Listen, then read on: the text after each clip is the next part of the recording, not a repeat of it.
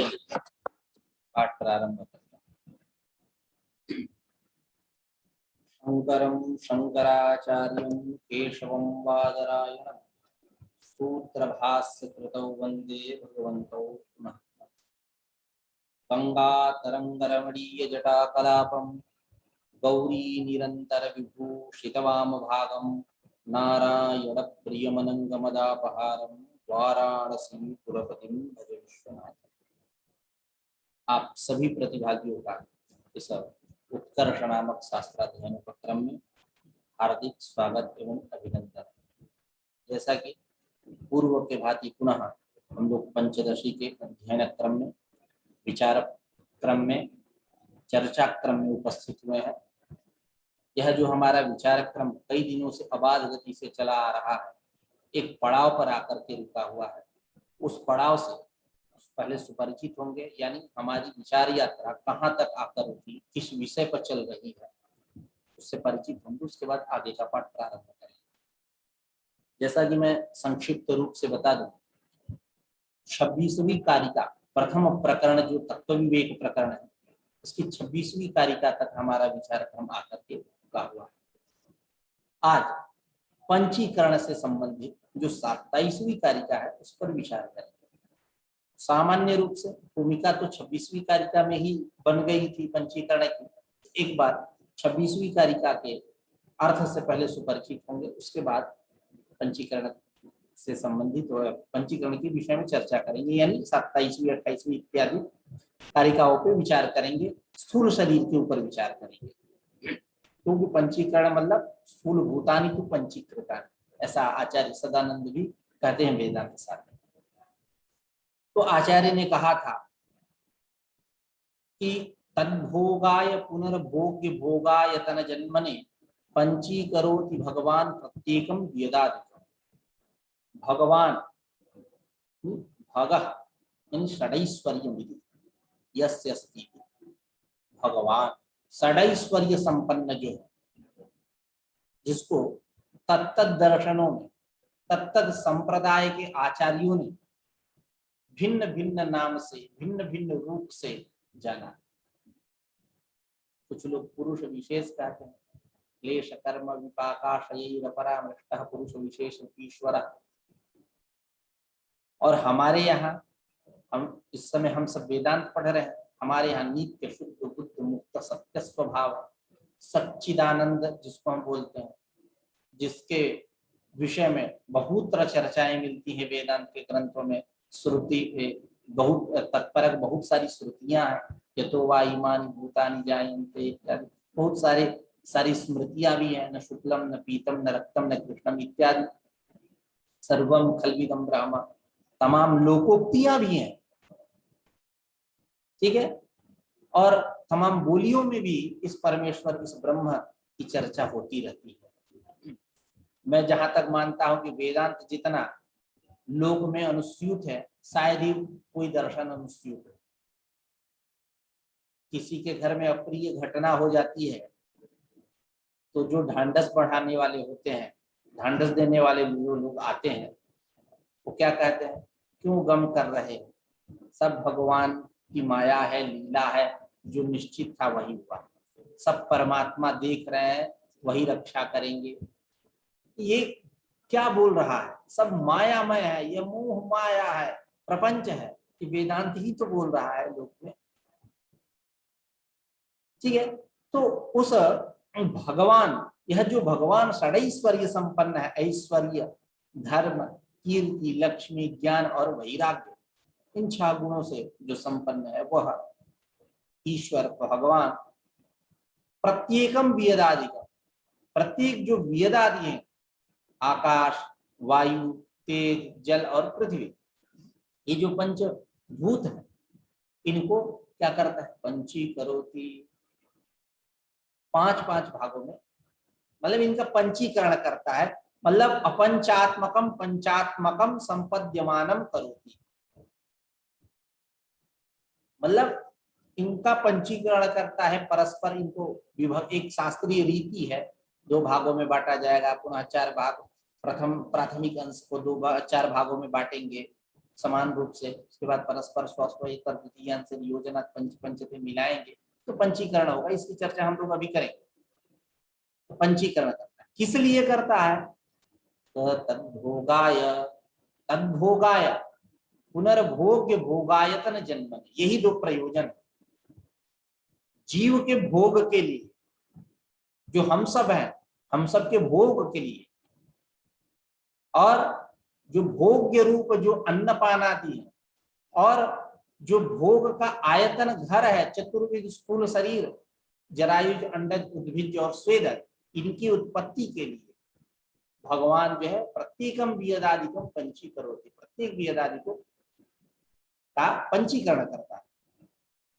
ठीक है, तो ये हमारा विचार क्रम था। यहां तक हम लोगों ने विचार किया, पंचीकरण की भूमिका 26वीं कारिका में बन गई।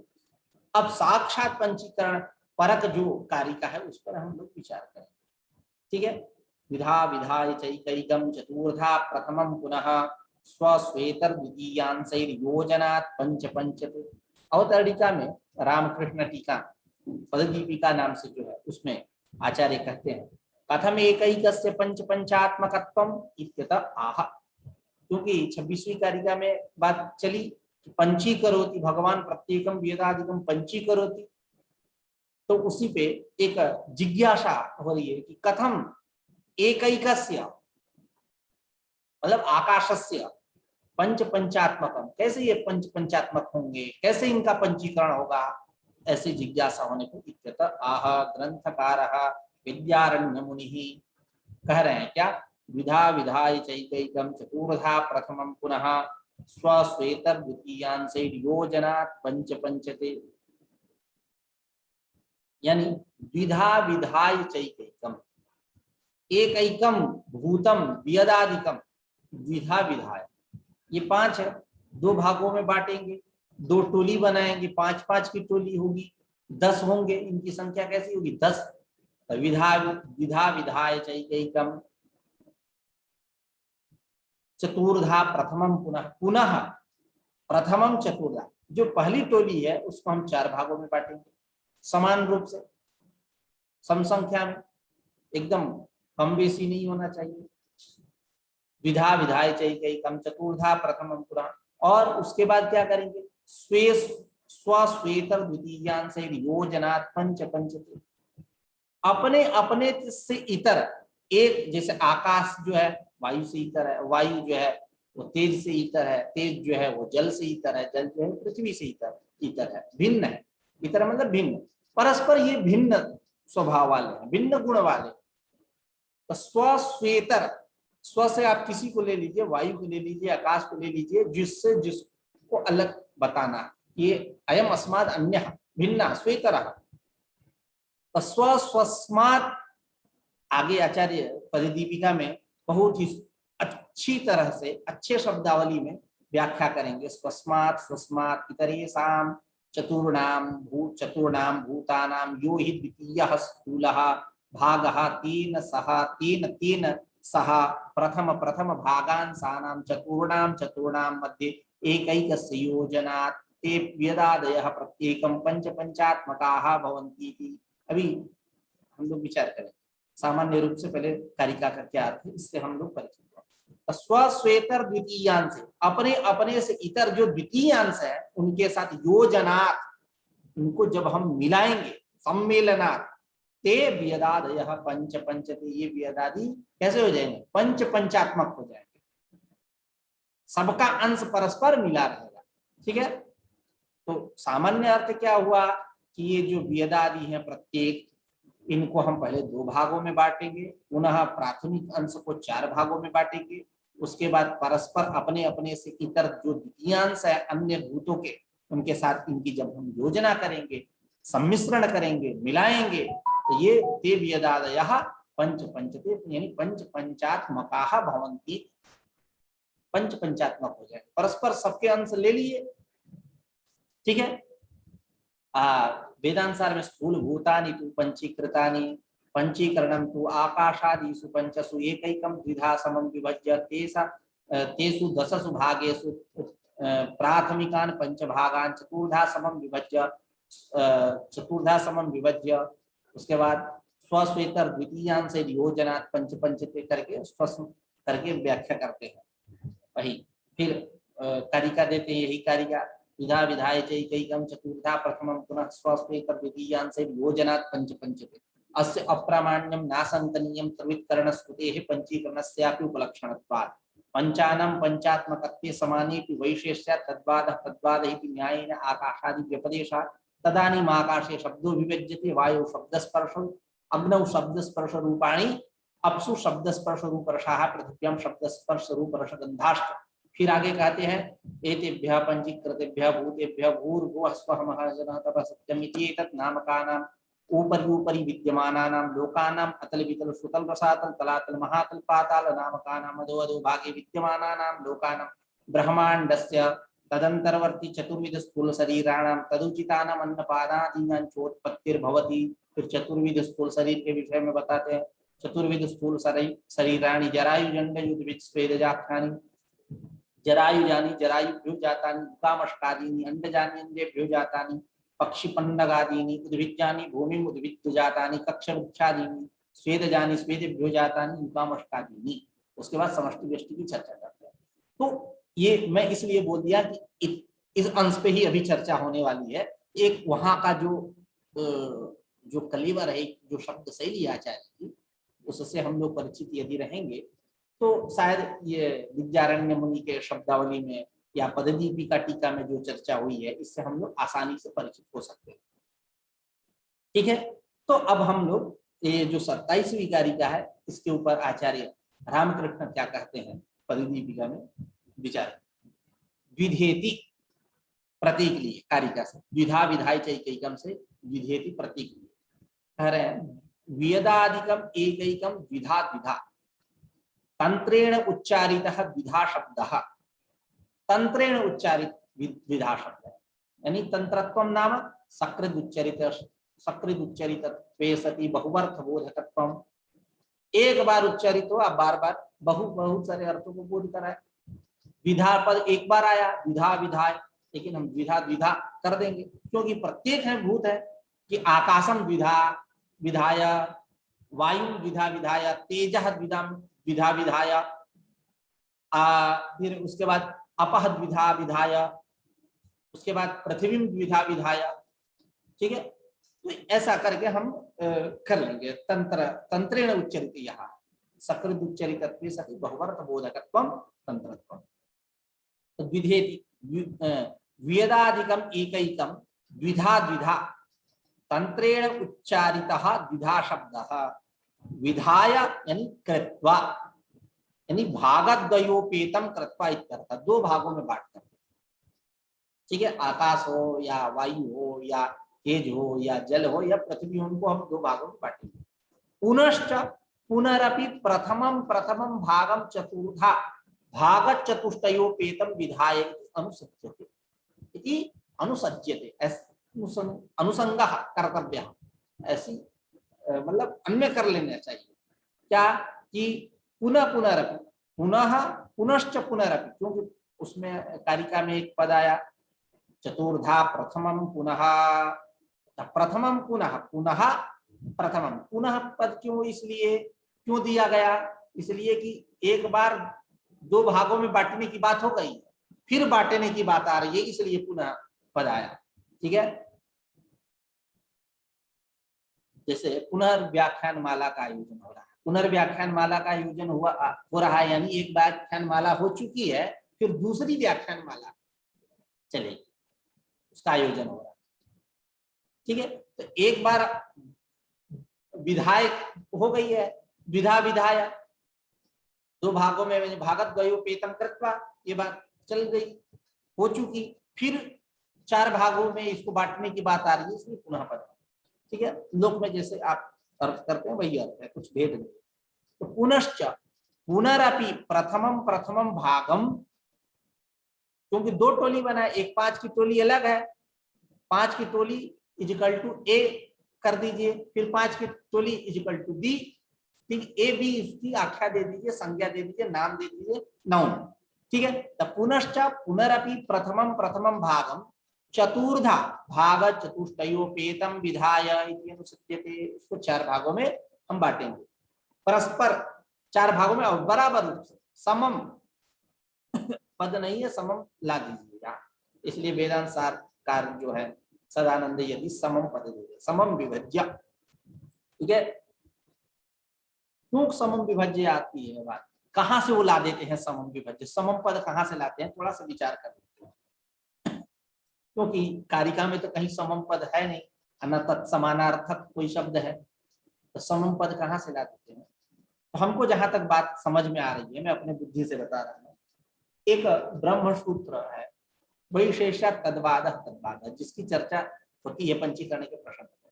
जिसका तात्पर्य क्या है, जिस अंश की अधिकता हो उस अंश के नाम से उसका वादन होगा, कीर्तन होगा, जाना जाएगा कि यही इसका पंचीकरण। आकाश, आकाशाधिक्य है, आकाश अंश की अधिकता है तो हम कहेंगे कि आकाश का पंचीकरण है ना। और उसके बाद वायु, तेज, जल, पृथ्वी, इनकी अधिकता रहेगी तो तत्त नामों से जाना जाएगा। तो एक वो पृथक न्यास है, पृथक न्यास है कि किसका यह पंचीकरण कहा जाएगा।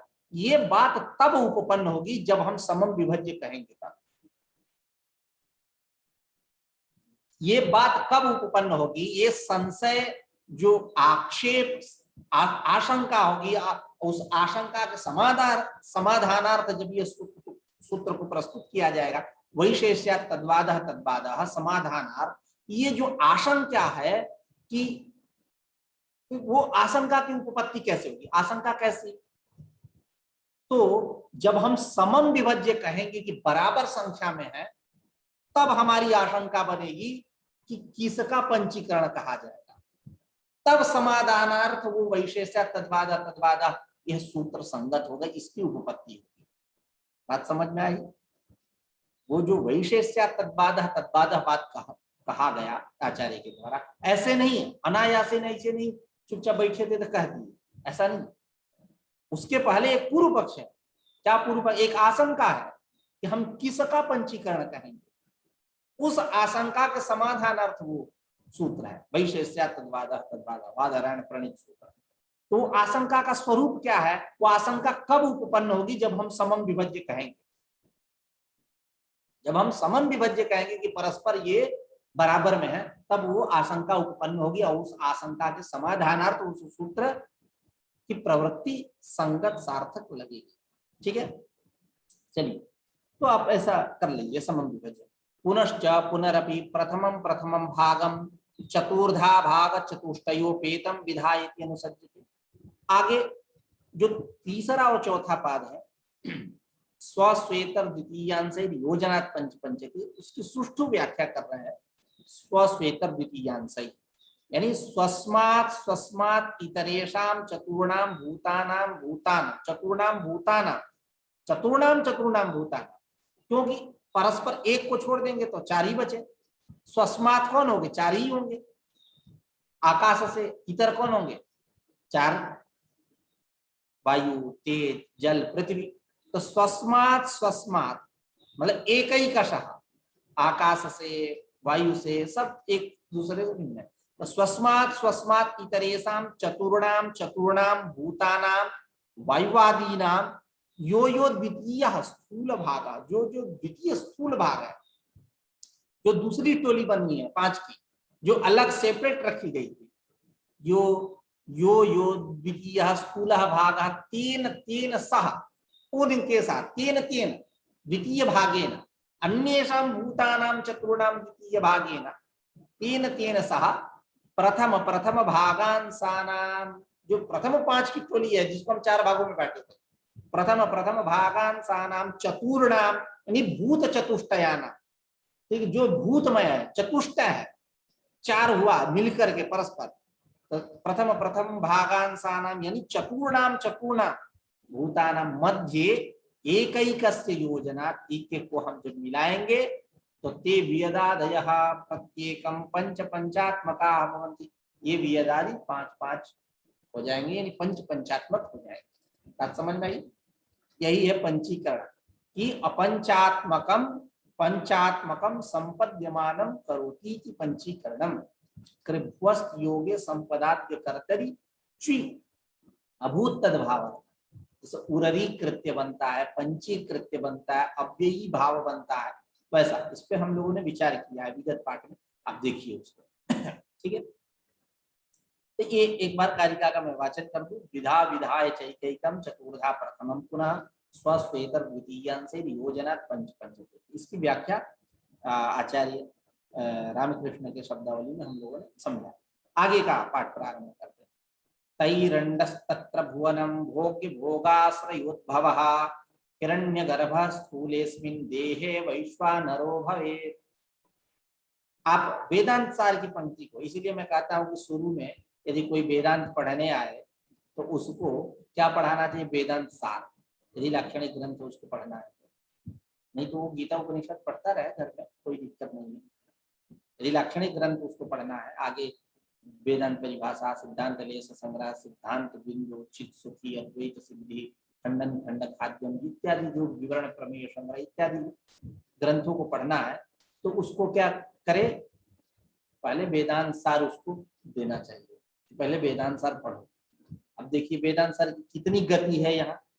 माना कि वेदांत सार बाद का है, उसकी रचना बाद में हुई, पहले पंचीकरण पंचदशी विद्यारण्य स्वामी के द्वारा बनाई गई, यही के अंश है, उनको अपने शब्दावली में सदानंद ने स्पष्ट किया, ये अलग विषय है। लेकिन छोटा कलेवर है, प्रमेय बहुल है, वेदांत के बहुत सारे तत्वों की वहां चर्चा हो जाती है। ठीक है, इसलिए वेदांत सार पढ़ लेना चाहिए पहले, हमारा जहां तक, क्योंकि मैं शुरू में जब आया था वेदांत पढ़ने तो मैं भी वेदांत सार ही पढ़ा और करीबन 2 साल में पढ़ा। ये सबसे बड़ी विशेषता, एक छोटा सा ग्रंथ, छोटा कलेवर, जिसमें शरीर त्रय के की चर्चा हुई है, अध्यारोप अपवाद कह लीजिए, अध्यारोप अपवाद अंतर्गत शरीर त्रय की चर्चा हुई है, कौन किसको आत्मा मानता है इसकी चर्चा हुई है, तत्वमसी की चर्चा हुई है, अहम ब्रह्मास्मि की चर्चा हुई है, श्रवण मनन निधिध्यासन की चर्चा हुई है, और उसके बाद जीवन मुक्ति की चर्चा हुई है। बस इतनी ही चर्चा है, इसके अतिरिक्त वहां कोई चर्चा नहीं है। इसको मैंने 2 साल में पढ़ा, 2 वर्ष में। खैर ये अलग विषय। तो यहाँ कह रहे हैं कि एवं पंचीकरणम अभिधाय तैर्भूतैः उत्पाद्यम कार्यवर्गम दर्शय।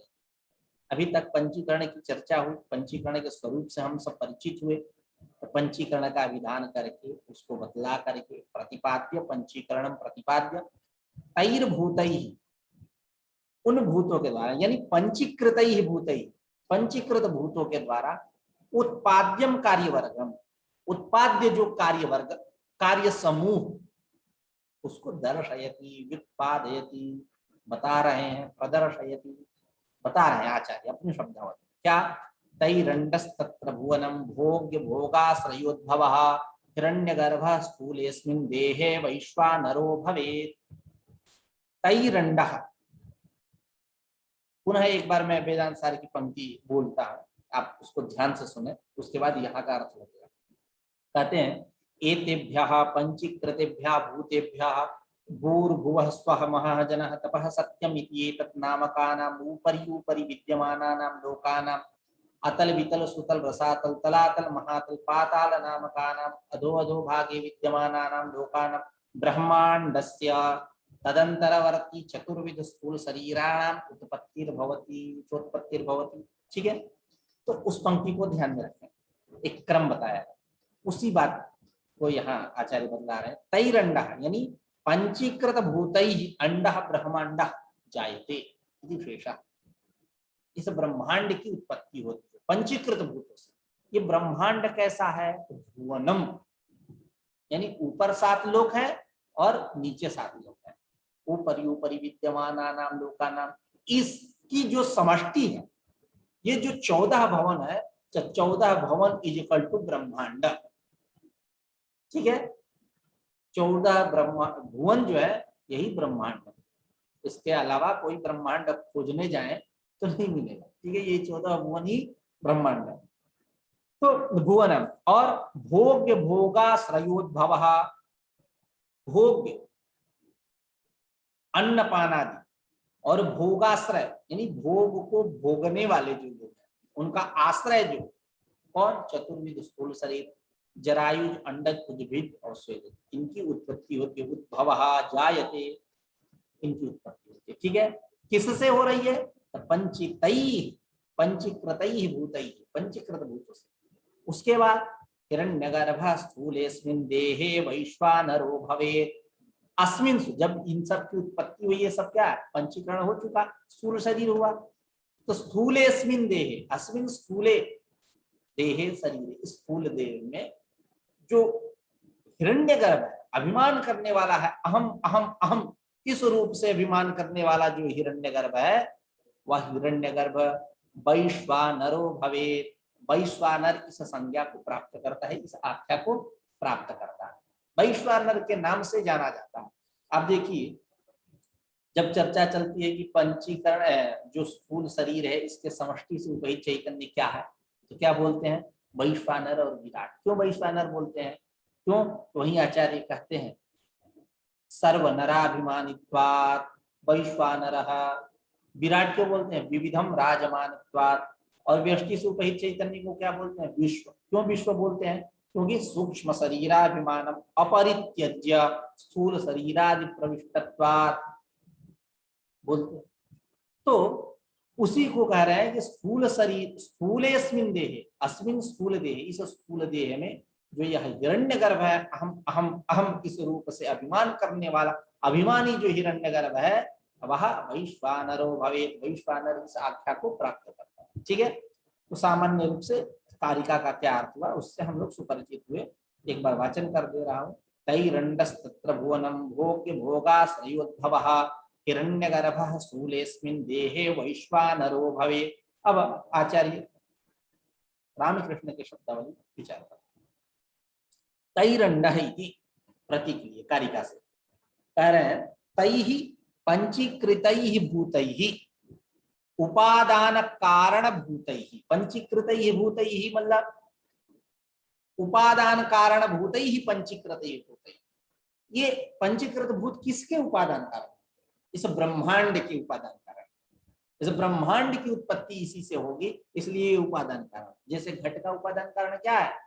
मृत्तिका। ऐसे तो अभी निमित्त उपादान सब पूर्ण सकल प्रपंच का ब्रह्म है। सामान्य रूप से हम मृत्तिका को जानते हैं, पाचारंभणम विकार नाम अधेयम मृत्तिका सत्यम। ठीक है, तो तैहि पंचीकृतैहि भूतैहि उपादान कारण भूतैहि ब्रह्मांडः, अंडः यानी ब्रह्मांड उत्पद्यते, उद्भवः उत्पद्यते, ब्रह्मांड उत्पन्न होता है। तत्र यानी ब्रह्मांडे ब्रह्मांडांतर भुवनानि उपरि भागे वर्तमानाः भूम्यादयः। वो भुवन कौन? भूम्यादि। भू भुवस्वः महाजनः तपः सत्यमिति एतत् नामकानां उपरि उपरि विद्यमानानां लोकानां चर्चा चलती है ना। ये ब्रह्मांडांतर भुवनानि यानी उपरि भागे वर्तमानाः भूम्यादयः सप्तलोकाः और भूमेः अधः स्थितानि अतलादीनि सप्तपातालान्तानि। भूमि के अधः भाग में यानी अधो अधो भागे विद्यमानानां लोकानां अतल वितल सुतल रसातल इत्यादि। ठीक है, तब भूमेः अधः स्थितानि अतलादीनि सप्त पातालान्तानि, पाताल पर्यंत, पातालान्तानि भुवनानि लोकानि। ठीक है, अतलादीनि तेषु च भुवनेषु तैहि तैहि प्राणिभिः भोक्तुं योग्यानि अन्नादीनि तल तत्तत् लोकोचित शरीराणि च तैरेव पंचीकृतैः भूतैः ईश्वराज्ञया जायन्ते। यानी तदुचितानाम् अन्नपानादीनां चोत्पत्तिर्भवति। जो आचार्य की शैली है, शब्दावली है सदानंद जी की, वही यहाँ घटाइए, स्पष्ट हो जाएगी कारिका। ठीक है, तो केषु च भुवनेषु तैहि तैहि प्राणिभिः, उन भुवनों में रहने वाले जो प्राणी हैं, उन प्राणियों के द्वारा भोक्तुम, खाने के लिए, भोग के लिए योग्य जो अन्नादि, अन्नपानादि और तल्लोकोचित शरीराणि और तदुचित अन्नपानादि और तल्लोकोचित जो शरीर, कौन? चतुर्विध स्थूल शरीर, जरायु जंडक उद्भिद स्वेद, है ना। तल्लोकोचित शरीर तल्लोकोचित शरीराणि च तैरेव पंचीकृतैः भूतैः, इन पंचीकृत भूतों से ही ईश्वराज्ञया जायन्ते, ईश्वर अनुज्ञया ईश्वरस्य सर्जनेच्छाया जायन्ते, उत्पन्न होते हैं। ठीक है। एवं स्थूल शरीरोत्पत्तिम अभिधाय तेषु स्थूल शरीरेषु अभिमानवतः हिरण्यगर्भस्य समष्टि रूपस्य वैश्वानर संज्ञकत्वम् एकैक स्थूल शरीराभिमानवतां व्यष्टि रूपाणां तैजसां विश्वसंज्ञकत्वं च भवति इति आह भवतीत्याह हिरण्यगर्भः इति। देखिए ऊपर आचार्य ने क्या कहा, हिरण्यगर्भः स्थूलेस्मिन् देहे वैश्वानरो, मतलब इस स्थूल शरीर में अहम अहम इस रूप से अभिमान करने वाला जो हिरण्यगर्भ है वह वैश्वानर इस आख्या को जान प्राप्त करता है। और व्यष्टि समष्टि रूप ही चैतन्य, और व्यष्टि रूप ही चैतन्य क्या होगा, तेजस, उसी को कह रहे हैं क्या। एवं स्थूल शरीरोत्पत्ति अभिधाय, स्थूल शरीर के उत्पत्ति को बतला करके तेषु स्थूल शरीरेषु अभिमानवतः हिरण्यगर्भ से, इन स्थूल शरीरों में, चतुर्विध जो स्थूल शरीर है, इन स्थूल शरीरों में अभिमान करने वाला जो हिरण्यगर्भ है, अभिमानवतः हिरण्यगर्भस्य यानी समष्टि रूपस्य, समष्टि रूप जो हिरण्यगर्भ है यह वैश्वानर संज्ञकत्वम, वैश्वानर इस आख्या को, इस संज्ञा को प्राप्त करता है। एकैक स्थूल शरीराभिमानवतां व्यष्टि रूपाणां तैजसां विश्व संज्ञकत्वं च भवति, और एक एक स्थूल शरीर में अभिमान करने वाला व्यष्टि रूप, अहम अहम इस भाव से अभिमान करने वाला जो व्यष्टि रूप तेजस है वह विश्व संज्ञकत्वं च भवति, वो विश्व संज्ञा को प्राप्त करता है, विश्व इस आख्या को प्राप्त करता है। इत्याह, इसी बात को कहा गया आचार्य के द्वारा, हिरण्यगर्भः इति अस्मिन् स्थूल देहे वर्तमान हिरण्यगर्भः वैश्वानरो भवेत्। इस स्थूल शरीर में वर्तमान हिरण्यगर्भ जो है अहम अहम भाव रूप से अहम अहम इस प्रकार का अभिमान करने वाला जो हिरण्यगर्भ है उसको वैश्वानर बोलते हैं। ठीक है, तो सर्वनराभिमानी अभिमानी है। ठीक है, सामान्य है इस पददीपिका में, एक बार मैं यदि बोल दूं, वाचन कर दूं तो अर्थ लग जाता है। इस टीका की सबसे बड़ी विशेषता है बालानम सुखबोधाय है। असली बालानम सुखबोधाय यही चरितार्थ होता है। ठीक है, बालानम सुखबोधाय क्रियते पददीपिका, यह जो पददीपिका टीका है रामकृष्ण के द्वारा विरचित, बालानाम, हम सब बालक ही हैं, पढ़ रहे हैं आप सब, हम भी तो पढ़ ही रहे हैं, तो सुखबोध है, अत्यंत सुख हो रहा है। ठीक है, एकदम स्पष्ट कर देते हैं। आगे, तत्रैव वर्तमानाः तैजसाः विश्वाः भवन्ति तेषाम् अवान्तर भेदम् आह। तत्रैव वर्तमानाः तैजसाः, तत्रैव स्थूल शरीरे देहे, इस स्थूल शरीर में वर्तमान जो तेजस है, व्यष्टु जो तेजस है वह तेजस विश्वाः भवन्ति, विश्व इस आख्या को प्राप्त करता है ना। तेषाम् अवान्तर भेदम् आह, व्यष्टु को ही चैतन्य विश्व है। तेषाम् अवान्तर भेदम् आह, तेषाम् विश्वानाम, जो तेजस विश्व इस आख्या को प्राप्त किया उसके अवान्तर भेद को कह रहे हैं। तैजसा विश्वतां ज्ञाता देवतिर्यं नरादयः ते परागदर्शिनः प्रत्यक् तत्त्वबोध विवर्जिताः। ठीक है, तैजसाः विश्वतां याता, इस स्थूल शरीर में अहम अहम इस रूप से अभिमान करने वाला यह जो तेजस है, ठीक है, यह तेजस विश्वताम याता, विश्व इस संज्ञा को प्राप्त करता है, विश्व भाव को प्राप्त करता है, विश्व इस आख्या को प्राप्त करता है। और वही तेजस जो है बाद में देव, तिर्यक, नर इत्यादि नामों से भी जाना जाता है। क्या है? देव, तिर्यक, नर, देवता लोग, इंद्रादि, तिर्यक पशु पक्षी इत्यादि, नर मनुष्य आदि हम सब। ठीक है, तो इन नामों से वो जाना जाता है। कौन? वही तेजस जो विश्व इस आख्या को प्राप्त किया। कहाँ? स्थूल शरीर में ही केवल। तो तैजसा विश्वताम याता देवतिर्यं नरादयः ते परागदर्शिनः प्रत्यक्ष तत्वबोध विवर्जिताः। ते परागदर्शिनः, और ये जो विश्व है, विश्वाहा ते विश्वाहा, ये विश्व कैसे है? परागदर्शिनः, परागदर्शी, परागदर्शी है मतलब परागदर्शिनः का तात्पर्य क्या है? बाह्यान्येव शब्दादीन पश्यन्ति इति परागदर्शिनः, यानी बाह्य जो शब्द आदि है इनको ही देखते हैं, अंतरात्मा को, नान्तरात्मा, नान्तरात्मम, अंतरात्मा को यह नहीं देखते हैं, इसलिए इनको हम क्या बोलते हैं? परागदर्शी बोलते हैं। बात समझ में आई? कौन परागदर्शी है? ते विश्वाहा। ते विश्वाहा क्यों ऐसा है, क्यों परागदर्शी है?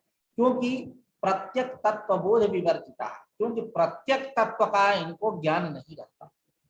जब तक प्रत्येक तत्व आत्म तत्व का ज्ञान नहीं रहेगा, ये परागदर्शी है। क्योंकि परांचिखानी व्यतिरणत स्वयंभू तस्मात् परांग करके है ना, तस्मात् परांग पश्यति नान्तरात्मन, कठोपनिषद में है कि स्वयंभू भगवान ने, ब्रह्मा ने इंद्रियुखम मतलब इंद्रियम, इंद्रियों को बनाया।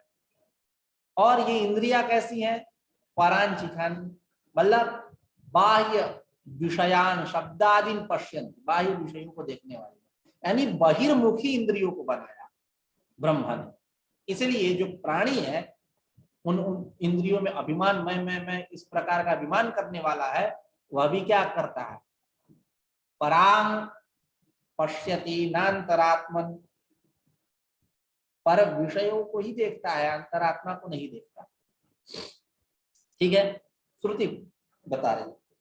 तो ये जो है विश्वाहा देवतिरियं नरादय इत्यादि, जो तेजस विश्व इस आख्या को प्राप्त किए, बाद में देवतिरियं नर इत्यादि के नाम से जानेगा। ये कैसे है?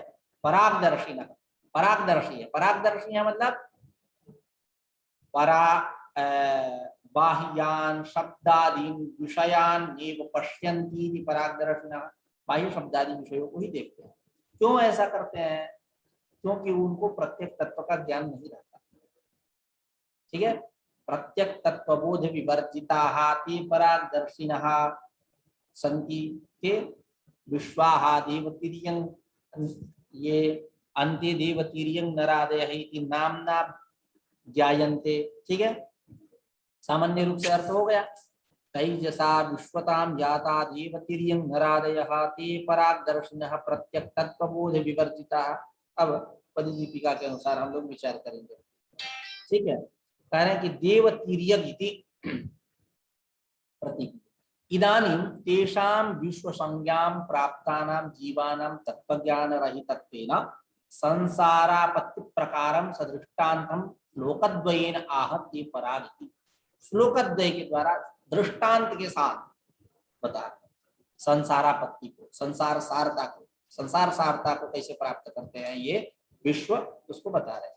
इदानीं तेषां विश्व संज्ञाम प्राप्तानाम जीवानाम, विश्व इस आख्या को, संज्ञा को प्राप्त जो जीव है, ये तत्व ज्ञान रहितत्वेन, तत्व ज्ञान इनको नहीं रहता, उसके लिए प्रयत्न करते हैं, परिश्रम करते हैं, वेदांत पढ़ते हैं।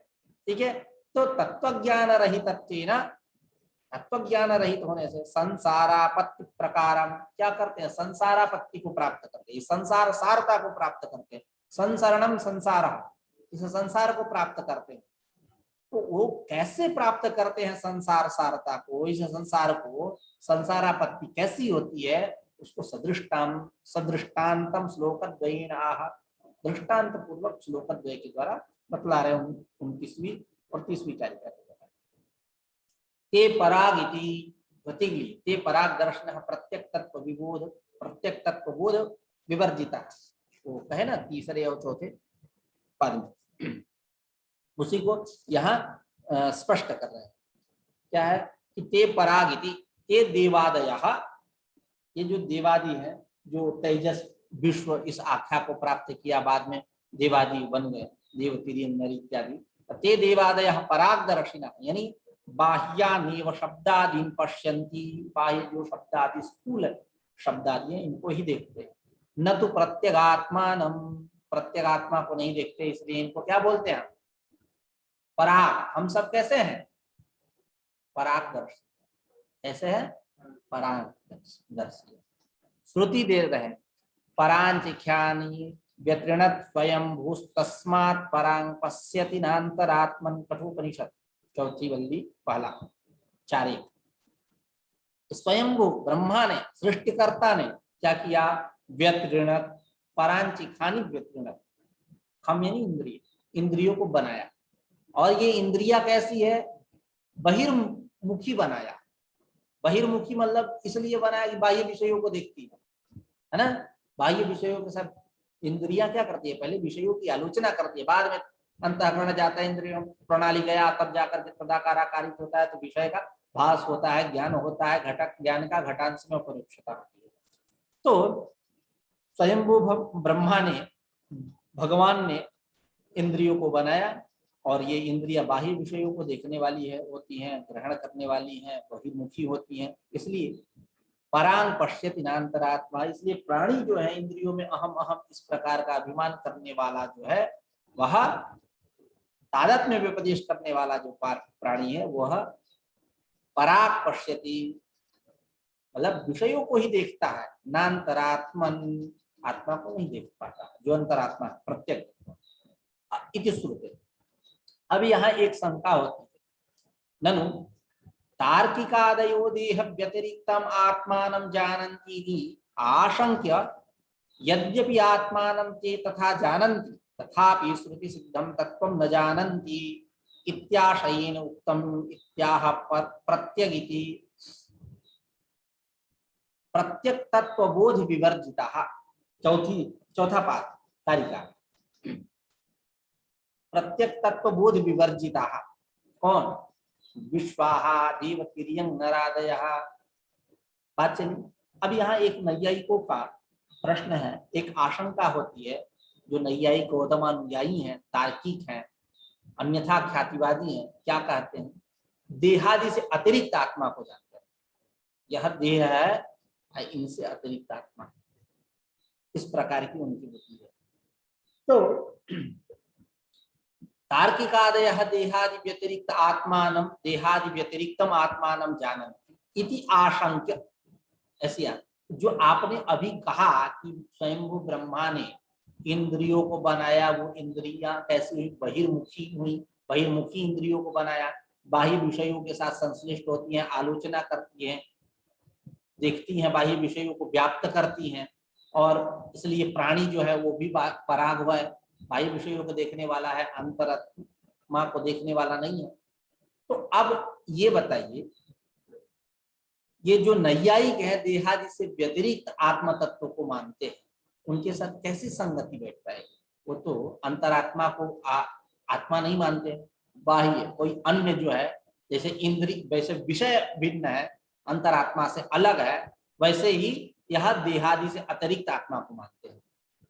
ठीक है, तब उसकी इसकी संगति कैसे होगी, तो उसके लिए कह रहे हैं कि यद्यपि आत्मानं ते तथा जानन्ति, आत्मा को उस प्रकार से जानते हैं कि देहादि से वो तरीके, तथापि हम यही कहेंगे कि श्रुति सिद्धम तत्वम न जानन्ति, श्रुति सिद्ध जो तत्व है, जिसके प्राप्ति के लिए सर्वे जनाः प्रयतन्ते, सारे लोग प्रयत्न करते हैं, उसको नहीं जानते। इति आशयेन उक्तम, इसी आशय से कहा गया प्रत्यगिति, प्रत्यक तत्वबोध विवर्जिता, वो प्रत्येक तत्वबोध से रहित है। भले जानते हैं कि देहादि से व्यतिरिक्त आत्मा है, इस प्रकार का उनको ज्ञान है, लेकिन उस प्रत्येक तत्व से ज्ञात नहीं, जो अंतरात्मा।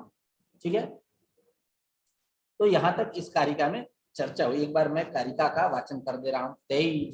तेजसा विश्वतां याता देवतिर्यं नरादयः ते परागदर्शिनः प्रत्यक तत्वबोध विवर्जिताः। ठीक है, आज की चर्चा को यहीं समाप्त करते हैं, कल आगे विचार करेंगे पूर्वते कर्म भोगाय इत्यादि से। ठीक है, कुछ पूछना है पूछ सकते हैं। नमस्कार।